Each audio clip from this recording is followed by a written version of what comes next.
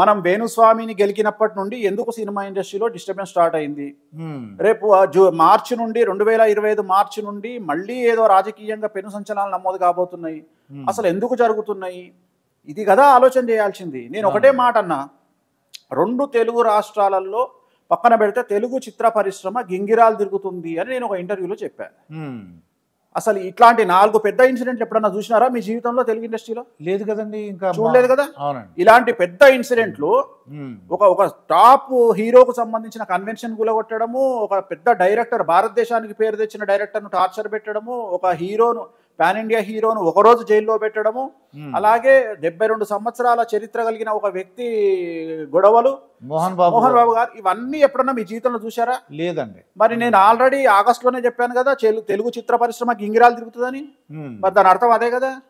So ఇంకా చాలా ఉన్నాయి, ఇంకా చాలా జరుగుతాయి. సో నేను అందుకనే అంటున్నాను, నేను తుస్సా పస్సా బుస్సా అనేది సమాజంలో ఉండే నన్ను ఫాలో అయ్యే వాళ్ళు డిసైడ్ చేస్తారు తప్ప ప్లూటో గురించి కామెంట్ చేసే శాస్త్రజ్ఞులాగా ఒక రూమ్ లో కూర్చోనో ఇంకో దగ్గర కూర్చోనో మాట్లాడుకునే వాళ్ళతో నాకు పట్టింపు లేదు. నేను పట్టించుకోను.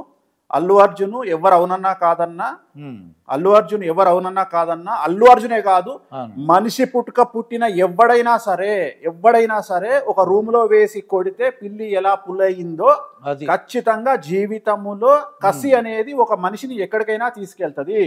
జగన్మోహన్ రెడ్డి జైల్లో పెట్టిన తర్వాత చంద్రబాబు నాయుడు గారిలో ఎలాంటి ఫైర్ అయితే చూసినామో అలాంటి ఫైర్ కు కొన్ని 100 రెట్లు మనం అల్లు అర్జున్ లో చూడబోతున్నాము. So Allu Arjun pan India star.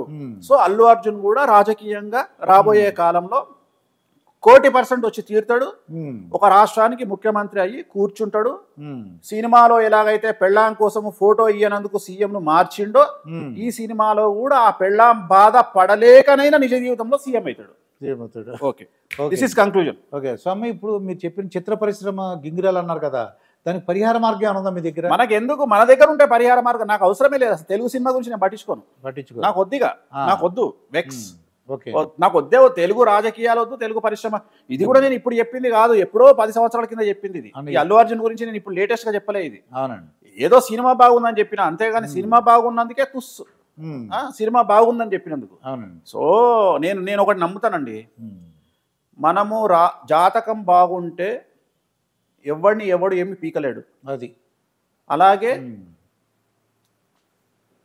Venkateswara స్వామి దయ ఉంటే, కామాఖ్య అమ్మవారి దయ ఉంటే ఎవడు పీకలేడు. అది ముందు దైవ బలం ఉండాలి, దైవశక్తి జాతకం ఈ 2 బాగుంటే ఎవడేం పీకలేడు.